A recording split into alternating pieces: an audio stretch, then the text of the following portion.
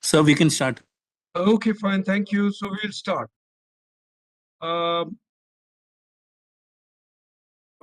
Just knock off the chat. So as usual, you can ask me questions anytime. So today we are on lecture number 3. And if you recall that in the last lecture, we had looked at that if we have various types of inventions, then how do we do the assessment that these particular inventions are patentable or they are not patentable? And the first criteria was that there are certain types of inventions which by law are not patentable. And we just to revise, if you remember, we had said that one of the aspects was that if there is any invention related to atomic energy, then that sort of an invention is as a subject matter is not patentable in India. Point number one. Point number two is that we ran through a whole range of inventions which were listed under what was known as Section 3 of the Patent Act. And all those actually went through the filter number 1. And we said if all the inventions are put through the filter number 1, that means, the filter number 1 said following are not inventions within the meaning of the act, which means the Patent Act itself says these type of things, as far as the law is concerned, we don't consider that they are inventions. And if they are not inventions, you will not get a patent. So all that came in our filter number 1. And where we ended last time was at the filter number 1. And then we said that whatever comes out of filter number 1, which means now, in principle, this sort of inventions, type of inventions, in principle are patentable, then we will subject them to the next set of criteria for patentability. And we said towards the end of the lecture that we have 3 criteria which must be satisfied simultaneously, and that is novelty, inventive step, and that your invention must be capable of industrial application. So we stopped at that stage, and what we will do today is take each one of these criteria. That is, what is the meaning of novelty, what is the meaning of inventive step, and what is the meaning of capable of industrial application within the context of patent law, and how do we look at inventions in the context of this. So the first part is novelty. And so that takes me to the 3 criteria of patentability: novelty, inventive step, or it's also called non-obviousness. And the third criteria is that whatever be that invention, it must be capable. Okay, it's not directly used, but it must be capable of industrial application, or in other words, it must be useful. So these 3 must get satisfied simultaneously. Any one of them is not satisfied, then you will not get a patent. You are not supposed to get a patent, okay, for that invention. So suppose, it passes novelty test, but does not pass the inventive step test, then you will not get the patent. Suppose it passes novelty and inventive step, but does not satisfy capable of industrial application, then you will not get the patent. Any one or two, so all 3 must get satisfied simultaneously. This is very important. So what we will now do, we will take each one of these, novelty, inventive step, and capable of industrial application. This is what we shall discuss today. And then we will take examples of a few inventions and then apply these to those inventions and see how this particular thing really works in this whole process. Now, so the first part is, very interestingly, the Act defines what is a new invention. Now, if you remember, we discussed that an invention is, is that when you did something which is related to functionality and did not exist before, then it must be new. correct? Then what is the new invention as a concept in patent? Now, here, the meaning of the word new or novel, and whether my invention is novel. So fundamentally, it's new, of course. But then what is novelty in the context of a patent, of an invention for which we're going to apply for a patent? And therefore, it says new invention means an invention or technology which has not been anticipated, mark the words, anticipated by publication in any document or used in the country or elsewhere in the world before the date of filing the patent application with a complete specification. That is, the subject matter has not fallen in the public domain or that is not a part of the state of art, which means that it is not, it means that this invention, right, to become novel, we now need to see what is the meaning of that it has not been anticipated by publication in any document or used in any country or elsewhere around the world. We will evaluate this aspect because this is so important. That all the work you do, where do we stand vis-a-vis this parameter of novelty? So we will take the next step, and that is when we are looking at novelty, look at this part. All the essential features of the invention, very important, the essential features of the invention must be either in a single document, in one single document, or in a public source, anywhere in the world, which was published or available to public before the priority date of the patent application. What does this mean? Now, look at this diagram. Look at the diagram in the box in black. It says patent application on an invention filed for the first time anywhere in the world. And when you file a patent application for the first time for an invention anywhere in the world, that particular date is called the priority date. Please remember this word, very important word, because we'll come again and again and again. We will come to this word called the priority date. So, you may have filed it for the first time in any part of the world, right? If you have filed it in India, maybe for the first time, that becomes the priority date. If you have filed it for the first time somewhere else in the world, that becomes the priority date. Okay. So first time when a patent application has been filed anywhere in the world, that's called the priority date.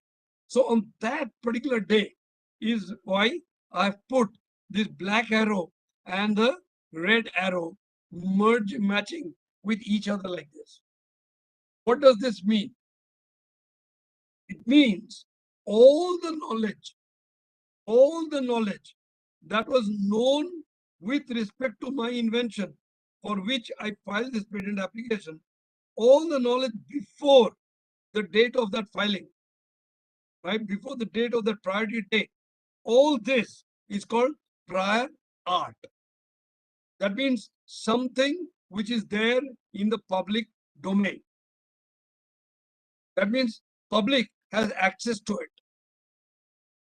So all that knowledge, all that information that is there in the public domain till the day on which for an invention, a patent application was filed for the first time anywhere in the world, that priority date, therefore all the knowledge before that is called prior art. Now, for the purposes of establishing novelty of your invention, any type of knowledge that is available in the prior art, but in a single source or in a single document, must disclose all the essential features of the invention out there. So for example, suppose I was doing a reaction of, let us say, sodium hydroxide. Taking a very simple example, sodium hydroxide with hydrochloric acid, HCl. So sodium hydroxide is NaOH. Hydrochloric acid is HCl. Now everybody now just assume as if we are talking for the first time. You know, we all know about it, but let's say that nobody ever had reacted sodium hydroxide with hydrochloric acid anywhere in the world.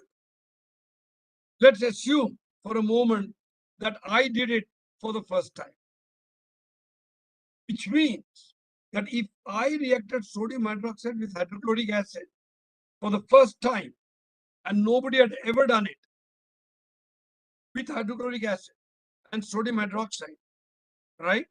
In which case, I am saying that I have an invention which is not there in any public source before I am filing this particular patent application anywhere in the world. Now, you may suddenly come and show me one document here in the prior art. When you did literature search, you show me a document where somebody reacted sodium hydroxide with citric acid. Then you tell me that, look, citric acid is reacting with sodium hydroxide. You're also, using an acid and reacting with a base. I will point out to you that in that document which you put, there was no sodium hydroxide and there was no HCl. So even if there was sodium hydroxide, there was no HCl. There was citric acid.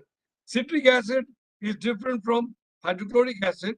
Therefore, all the essential features of my invention is not there in the single document which you are showing me, and therefore I will say that my invention is novel. So important part is that single source is a very important part. So identifying that single source is of great importance. However, when you have applied for the patent on a particular date, any document or any knowledge or any information that comes after you have filed it, that means after your priority date, will not affect the novelty of your invention, which means patent offices anywhere in the world will not consider any of these publications which has come after you have filed the first patent application. All these publications will not be of any consequence to destroy the novelty, whereas all the documents before my filing date is a very important part. They constitute what is known as prior art. Therefore, the sooner we file a patent application, the better. Why? Because all the literature that comes after that will not impact or affect my patentability. Whatever has come before that, that will impact. Therefore, the earlier I file my patent application, the better it is, because there's less of prior art which will affect my the patentability of my invention. So let's go further. So when you do the assessment, so each claim should read giving the words the ordinary meaning. So hydrochloric acid give the ordinary meaning and the scope which would be attributed to them by a person skilled in the art. Now, in this case, who is the person skilled in the art? A chemist. The chemist understands what is hydrochloric acid, what is citric acid, what is sodium hydroxide. So a person skilled in the art, right? Okay, in the relevant art. So in this case, chemistry. Unless in particular cases, the description gives words a special meaning. Suppose you use certain words which have some very special meaning, then it will be in the context of that particular special meaning. The important part, please remember this, we'll come back to this again towards the middle of the lecture. That is to destroy novelty of any invention. You cannot bring in 5 documents to show that it is destroying novelty. That in that document, it talked about HCl. In this document, it talked citric acid. That document, it talked about sodium hydroxide. So you bring them all together and then show no. It has to be in one single document.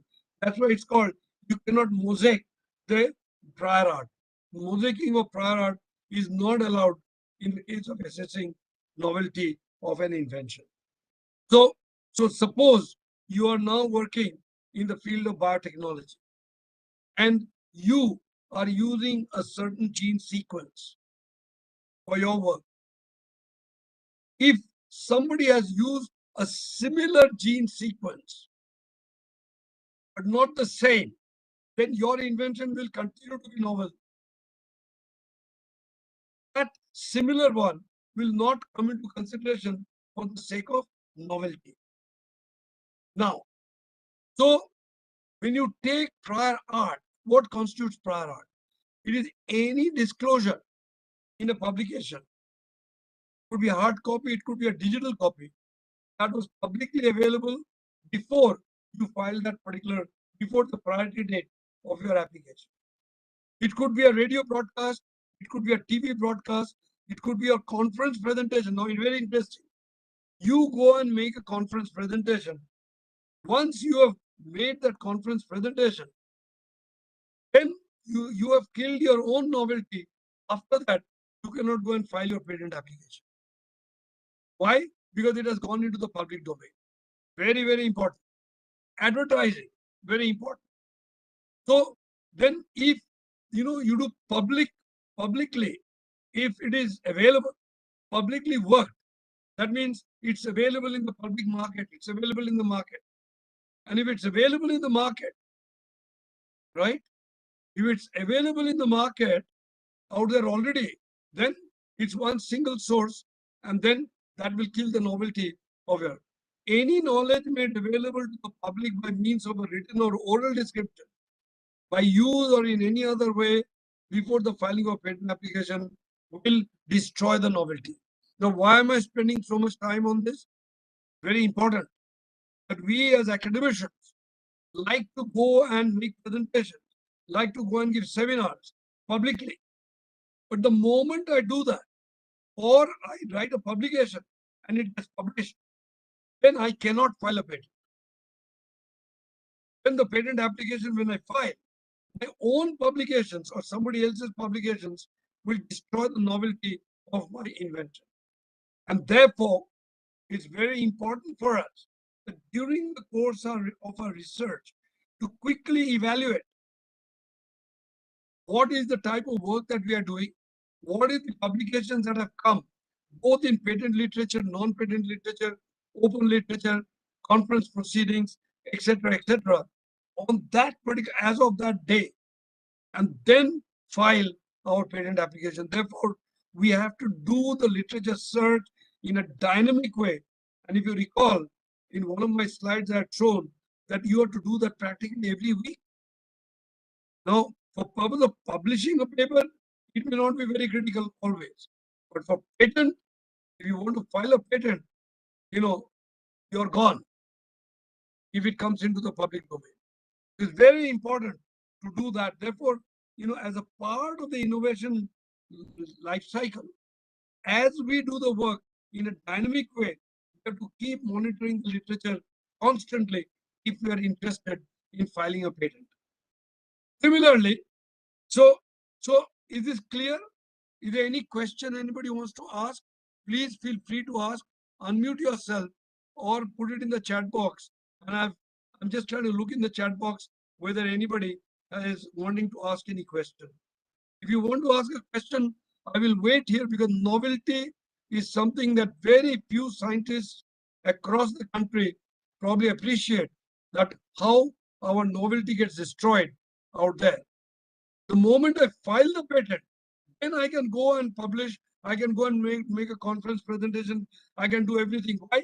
Because then the important part is, the important aspect is that why that is so, because I would have spoken about my thing after filing the patent application, not before filing the patent application. So it's a very significant and a very, very important aspect on this. Now, the thing working on is already been patented, what are the sources to know? Good.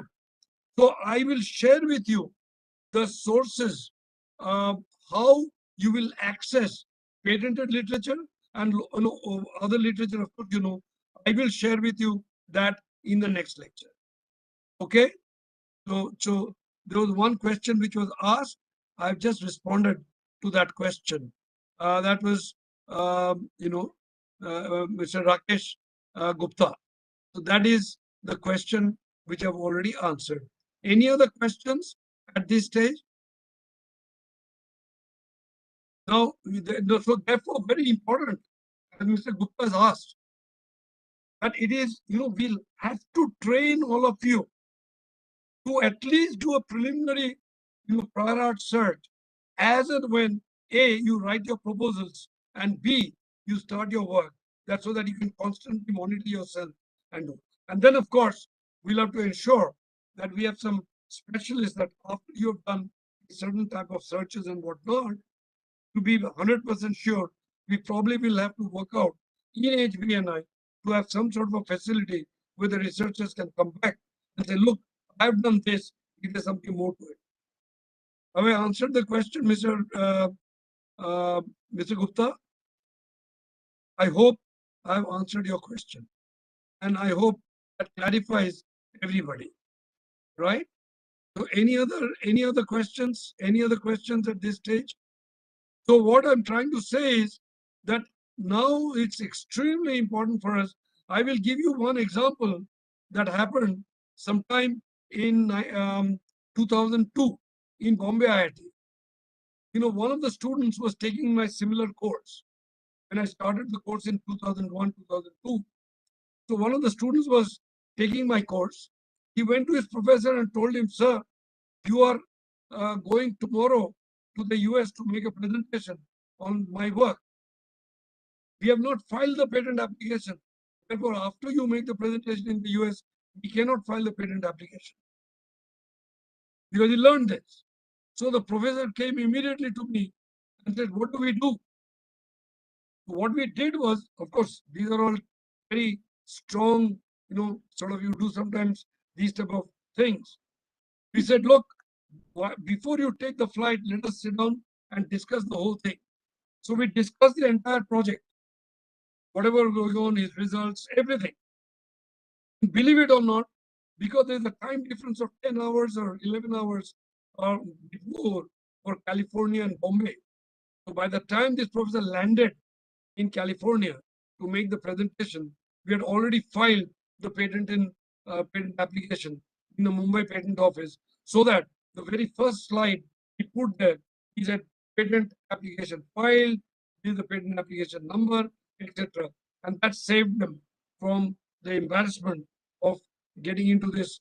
Their own work, their own presentation would have killed their own patent application.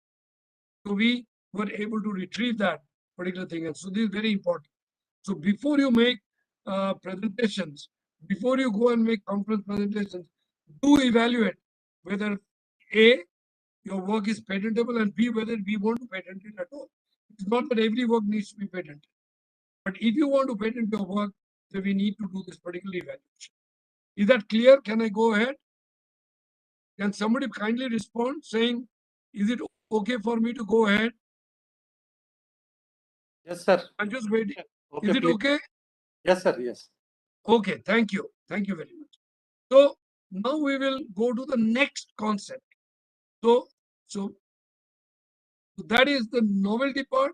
So it has to be one single source or one single document, right? Which is available publicly. If it is a confidential document kept within the four walls of your organization, that does not constitute prior art. Prior art must be available to public. Okay, that is prior art. Now, then there is a second concept that we talked about, inventive step. Now you will come and tell me every invention must have an inventive step. The answer is not this. From the patent point of view, you have to understand the meaning of the word inventive step. Like from the patent point of view, you have to understand the meaning of the word novelty. Like that, from the point of view of the patent, you have to understand what is the meaning of inventive step. And when doing the assessment, I will show you that not all inventions necessarily has an inventive step. And therefore, while doing the work, if I want to patent, it not only has to be new, but I have to also design my experiments. I must design the definition of my problem. I must design my approaches and all that to satisfy this concept of inventive step.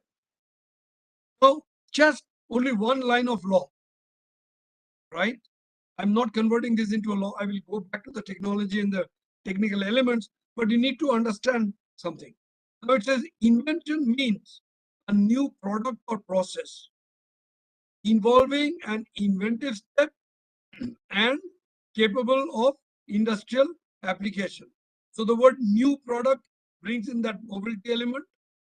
Inventive step is what we're going to discuss now, and capable of industrial application. So I had put these three words earlier, and that is what one of the sections of the Patent Act. You need not remember with the 2(1)(j) and whatnot, but please remember conceptually. It must be novel, it must have an inventive step, it must be capable of industrial application. Now comes in a very important part. What is the meaning of inventive step in the context of a patent? It says inventive step means what? Means a feature of an invention. See the wordings. Feature of an invention that involves technical advance. Now you will say all what I do is involving a technical advance. Yes, but very important. Technical advance as compared to existing knowledge or having economic significance or both, and that makes the invention not obvious to a person skilled in the art. Now this is a rather tricky issue. Now when do we say that it is not obvious to a person skilled in the art? Now therefore, we need to understand two things. One is we need to understand what is the meaning of a person skilled in the art in the context of patent, number one. And number two, what is the meaning of the word not obvious? Okay, very important, not obvious. So this is, we need to understand the meaning of that. And third is what is the meaning of technical advance? So we need to understand the meaning of these in some depth. When we go into that,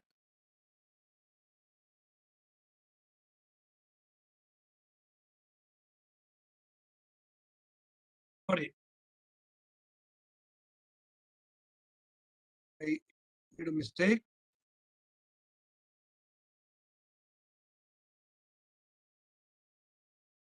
Yeah, sorry.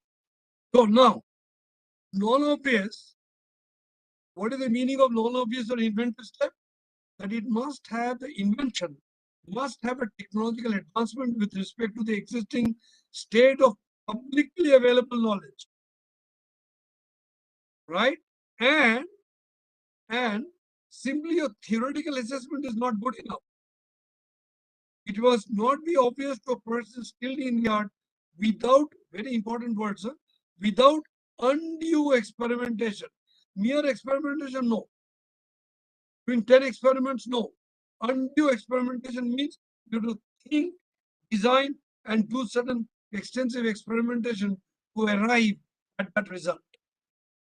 And who is a person skilled in the art? It's a hypothetical person having ordinary skill, who is aware of the general common knowledge in the art at the relevant date, means at the date of filing the patent, and has access to the prior art, that means to prior knowledge and prior information.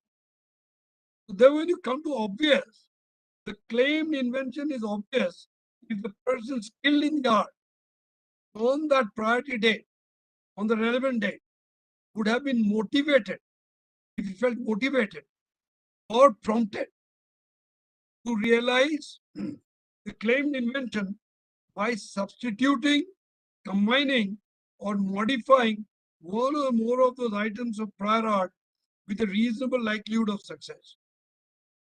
So let's go back to our example of sodium hydroxide with hydrochloric acid.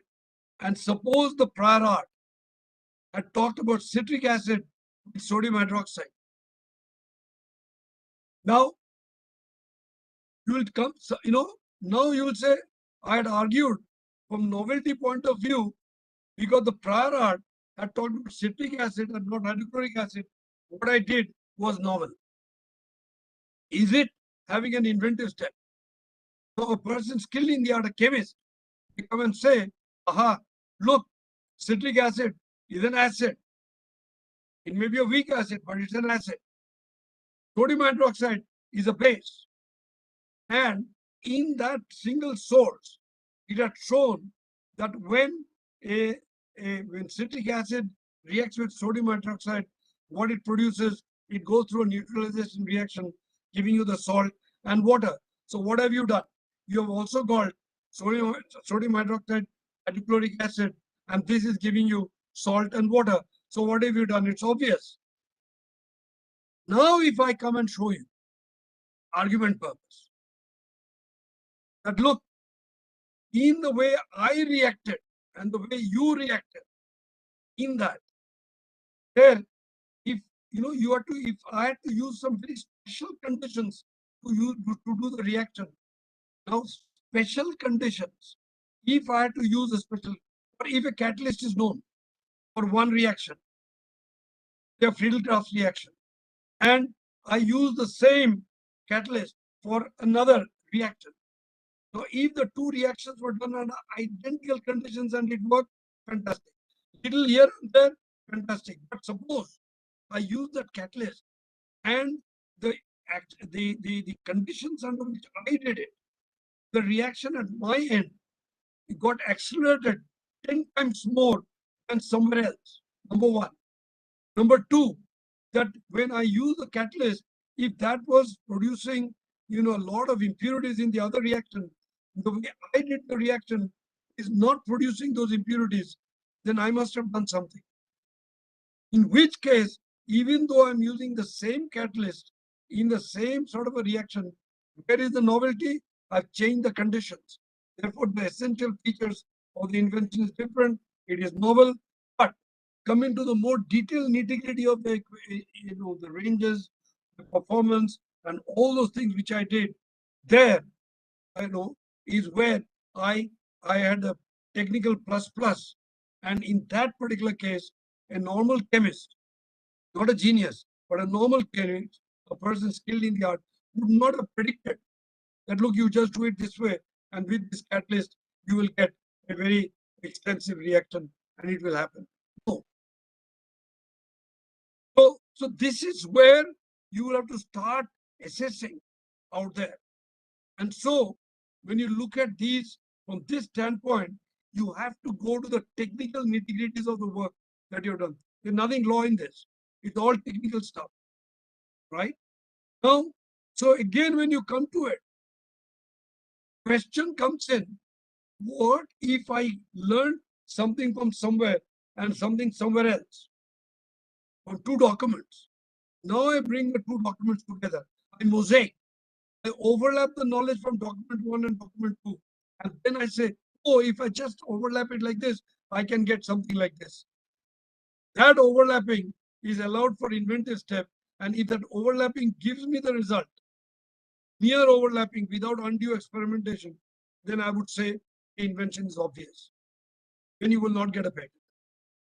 This is something that we have to assess all the time. Motivation to combine prior art. Why? Because the different knowledges are coming from different sectors.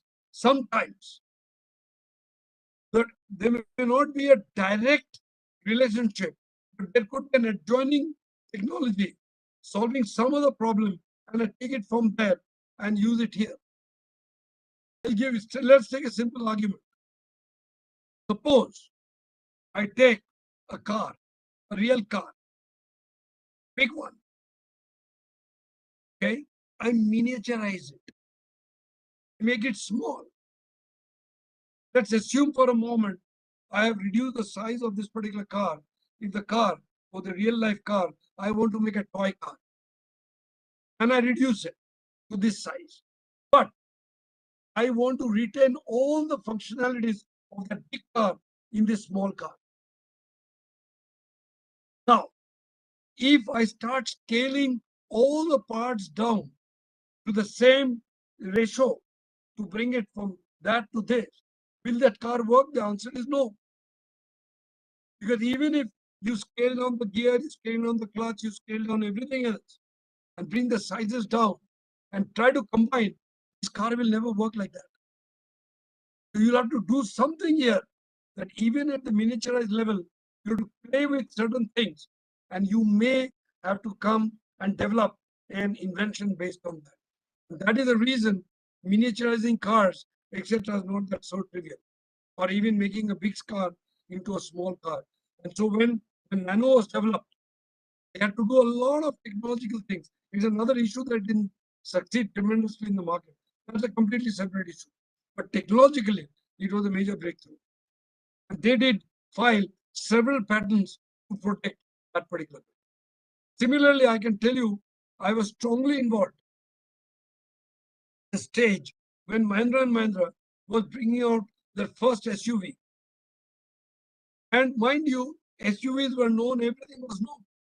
But when they were developing their system, it turned out that the way they wanted to do it, you could not simply take the technology from elsewhere and put it straight in. And we found that for certain type of shock absorbing, had to treat the materials in some way, combine certain type of components together in a certain particular way. Both the components were known, the materials were known, the parameters were known, but unless you brought them in a certain specific way, you did not get those sort of shock absorbing capacities which they were able to do. So that is where they are the inventive step out there, and all that was patented during that particular time. Now, the claimed invention resides in the choice of particular parameters. That is the example I gave. From a limited range of possibilities, it is clear that these parameters of workable ranges were encompassed. Suppose they were already there in the prior art, but then you showed that, look, to do this, it just doesn't work like that. You got to evaluate the work you're doing from this standpoint to establish whether there is an inventive step or no inventive step.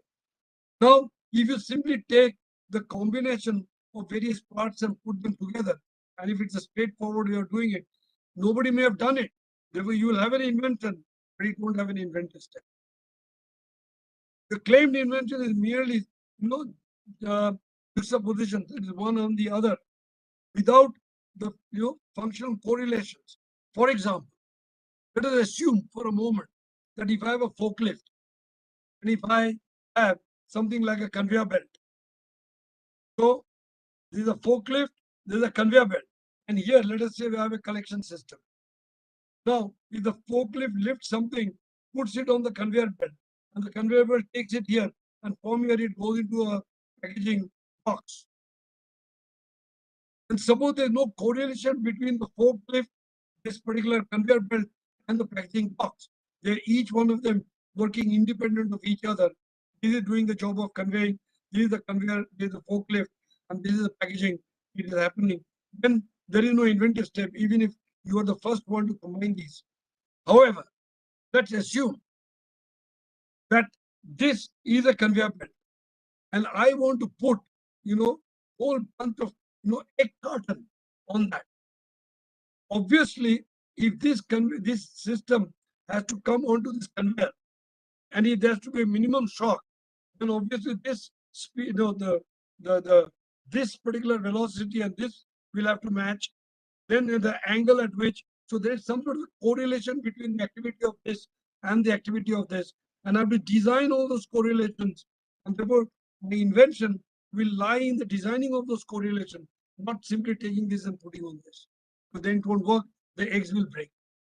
So, I have to define the problem properly. And it is the context of the invention. I have to look at prior art. What was the prior art in this case? The forklift, the conveyor belt, the packaging, all these are known. But how I combined it and how there was a correlation between this, and that is where the invention lies. This is where the inventive step lies, and that is what I have to work out. So this is something that we need to work out at great length and detail. This is a very complex technical issues, and therefore, as people in doing the research, we need to understand very clearly how to really get such issues or such things in place. Now, is there any question before I go further? Any question on inventive step, or do you understand? Can you? Is there anyone to ask a question?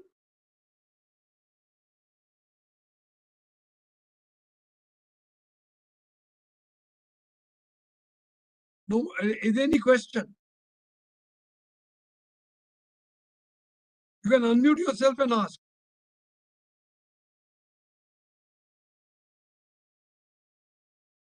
No questions?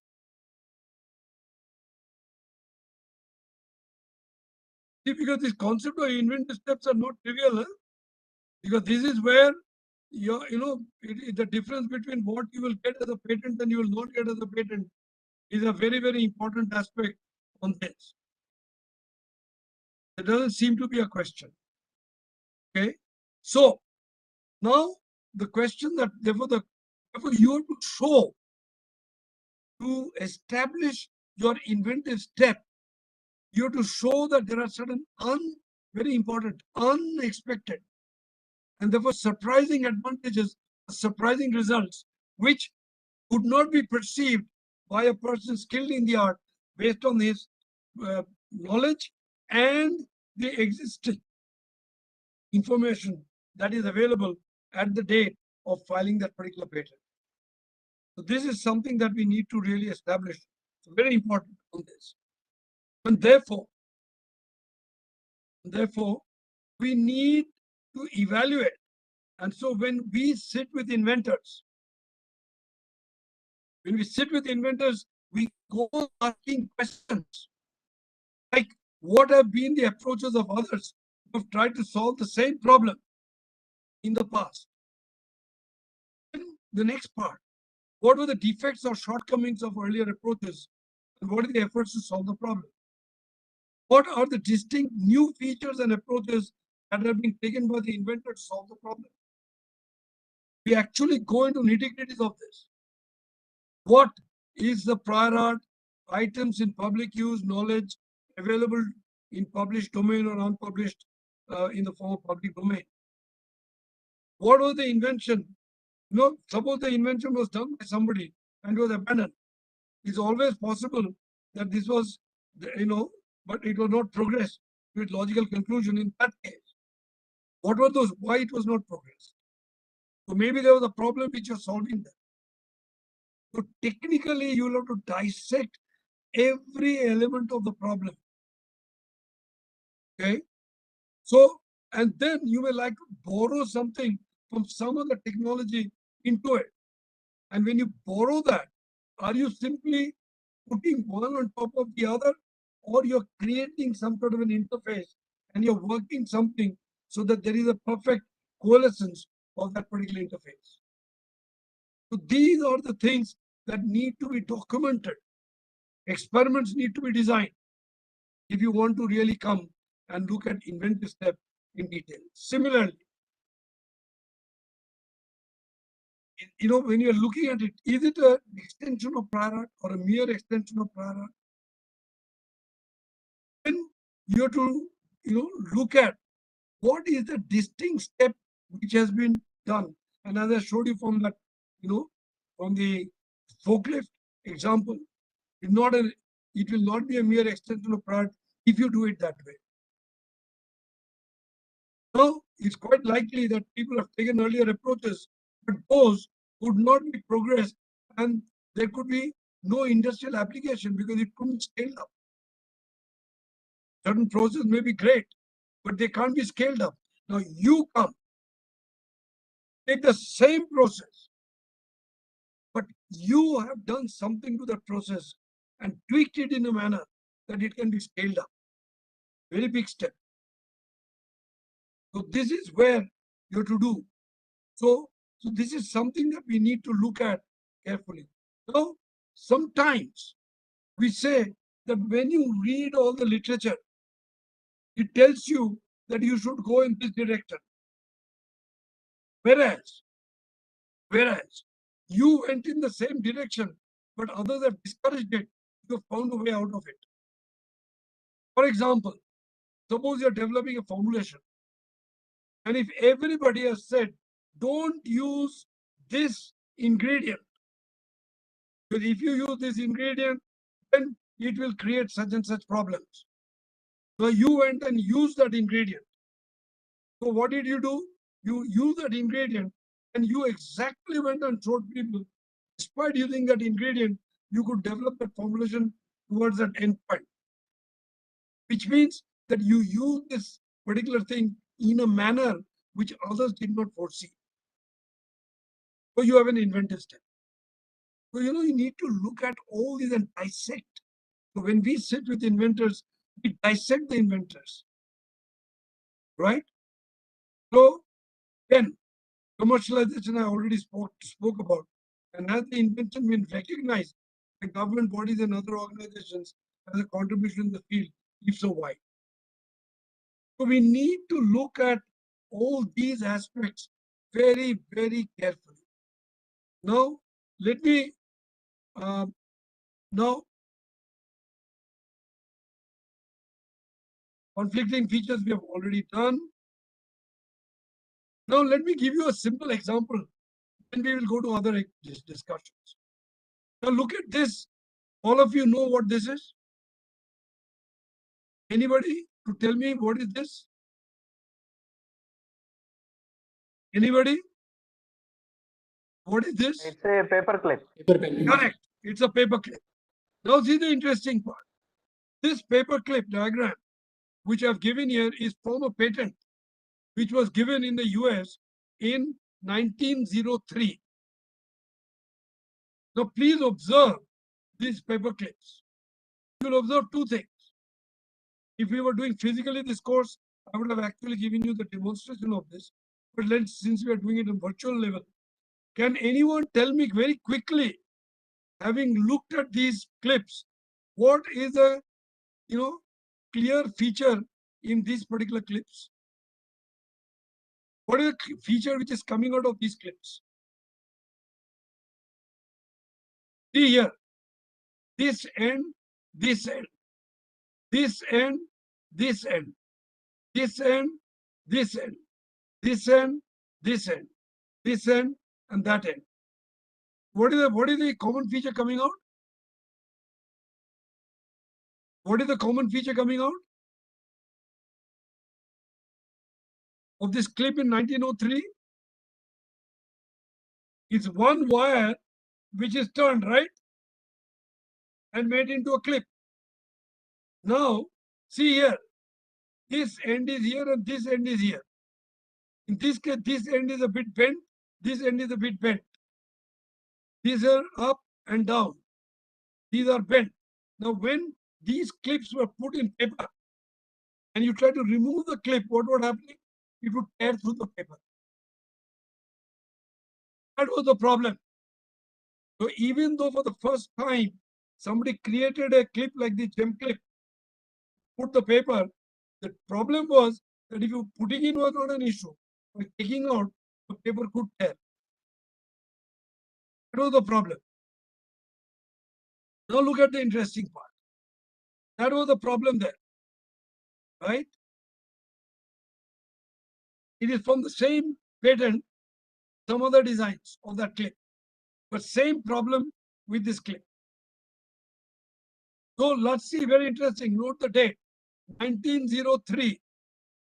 Simple paper clip. No big hi-fi affair. Can somebody see? And this patent was given in 1994, 90 years later. A patent was given 90 years later after that one for a clip like this. And what was the invention done? They simply, whoever did the invention, took the two ends and made them equal. and solved the problem of the paper tearing. Now imagine this particular patent must have made how many millions of dollars out there. A paper clip. These are now expired, obviously. You have 20 years from the date of filing. It was earlier filed, so 20 years are over. Now anybody and everybody can make this particular clip. And imagine that at that point in time, right, in the US, if anybody had to make a clip of this type, had to go to this patent holder. That's the non-obviousness part of it. But why did it take 90 years for someone to think to take those two edges out there, here, and make them equal on the top? It took 90 years to grow that paper clip, the ends, by just about a centimeter or so, or less than a centimeter. It took 90 years. Now you will say, my God, is this what is an invention? Of course, it's an invention. It is novel because you did not have a clip of this type before.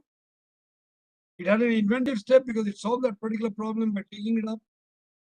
It had an industrial application because you could do this. You can see how nicely you can do these particular things. And therefore, we have to take every invention and evaluate whether it's novel, whether it's an inventive step, whether it's capable of industrial application. Before I go to any other examples, it's 4:53. Anybody asking any questions? Anybody?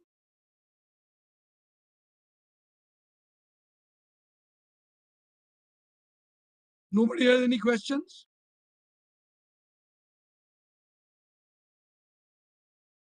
Do you have any questions or no questions? No questions, sir. Okay, no questions. Now, I will give you another very simple example.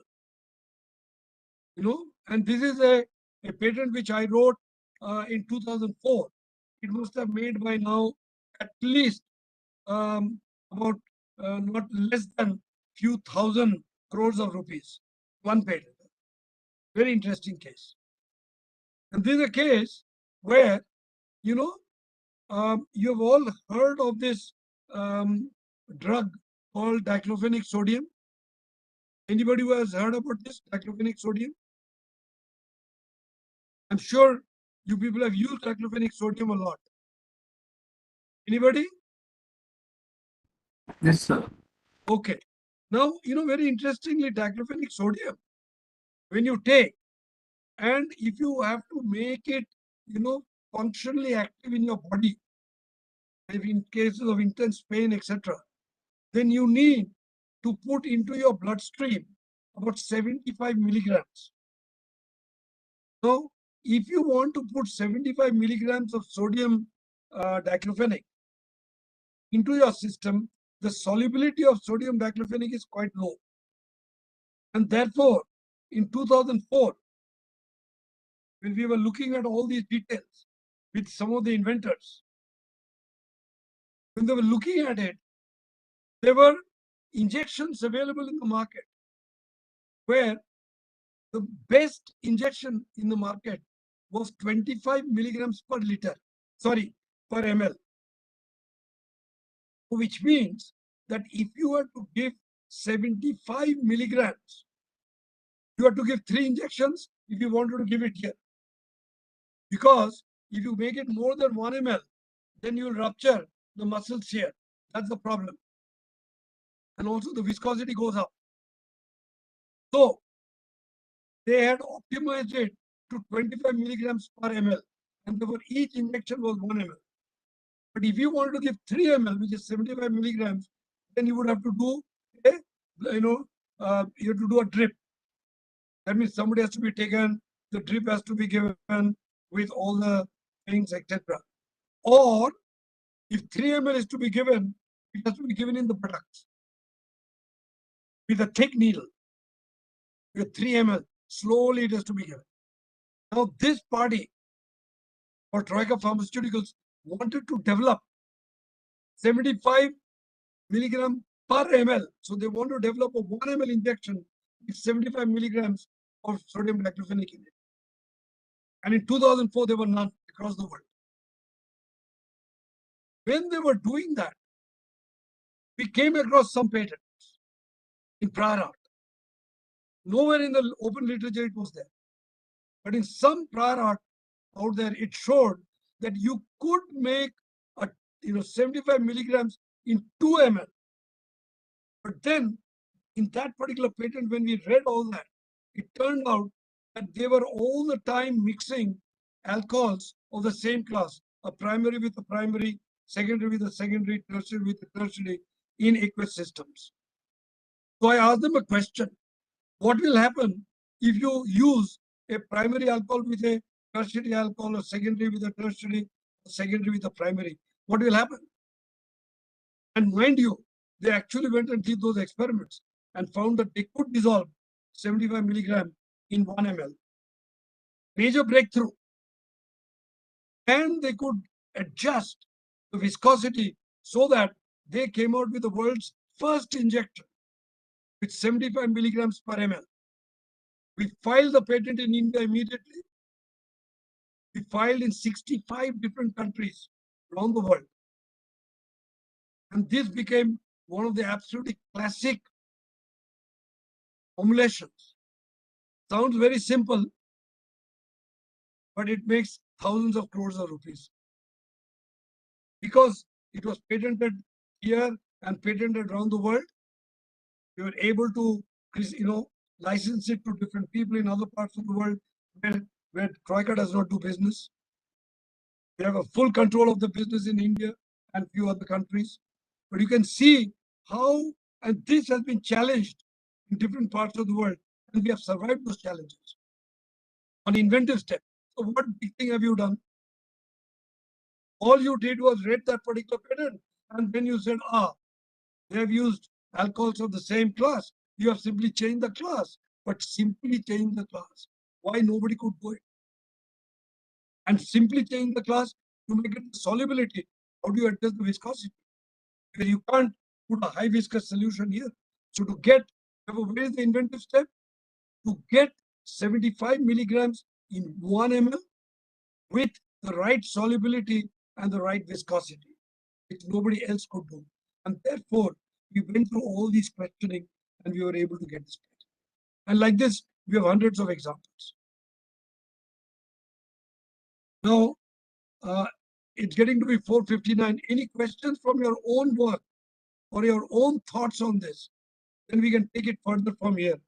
And the next lecture, I will do a thing on cable of industrial application, and then take a set of examples from biotechnology and other things to show where all the three are met, and in some where one of them is not met, they were not given a patent. That is one part which I will do. The second part is while doing technology transfer, what is required, and as you do your work, how to do. And the third part, in the probably the last lecture, I will go into patent databases and show you how to search patent databases, etc. From your point of view.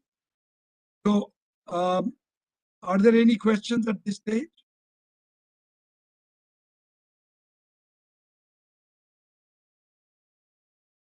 If not, we will,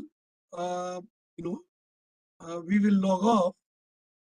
If there are no questions at this stage, I don't see any questions in the chat box either. There doesn't seem to be any questions at all. It says, sir, if in one process is being used for different material giving the same result, but when the same process is used for another different material, it gives some, yes, if it is so, we'll have to evaluate that and see whether, what is that surprising result and what are the surprising ways in which you are getting that. There doesn't seem to be any other question. I have scanned through the entire chat box. So you can see that while doing your work, unless you evaluate the patentability of your work at the right time in the proper way, You will not be in a position, you may publish 5 papers, but you may not be able to get a patent. Therefore, to get a patent and to make real technology transfer and real commercialization, you'll have to understand how to really take these things forward in a very, very specific. So if there are no other questions, should we log out? Should we log out? Yes, So sir. if We there are can. no, should we log out? Yes, Yes, sir. We can. Thank you. Thank you.